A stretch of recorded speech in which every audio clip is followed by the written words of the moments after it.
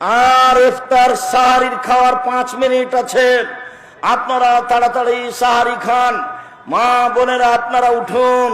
আর কে যে কি করছে, গাজাল পড়ছে, যদি উমর রাদিয়াল্লাহু আনহু বেঁচে থাকতেন সবার আজীবন জেল হতো।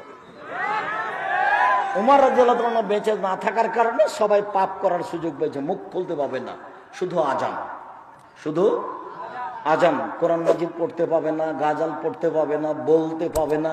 আপনি যে চিল্লাচিল্লি করছেন, অত তার একজন যে তাহাজ্জুদ পড়ছে। আমি তো ইমামের সাথে তারাবি পড়ি না, আমি তো নিয়মিত তাহাজ্জুদই পড়ি, রাতে ওই একই সালাত, যেটাই তাহাজ্জুদ সেটাই তারাবি। তা আপনি যে চিল্লাচিল্লি করছেন, তা আমার সালাতের কি হলো? কে আপনাকে চিল্লাচিল্লির অনুমতি দিল? আপনার হুজুরও বেদাতি, আপনিও বেদাতি। পুরো রমজানটা বেদাত দিয়ে ঘেরে রেখেছেন, কিসের ইবাদত খামাখা? আপনার খাওয়ার না খাওয়া দুটাই সমান। আপনি ছিলেন রোজা, সিয়াম ছিলেন না। সিয়াম মানে বিরত থাকা, রোজা মানে উপবাস থাকা। 16 আনায় মিছে জীবনটা আপনার, 16 আনায় মিছে।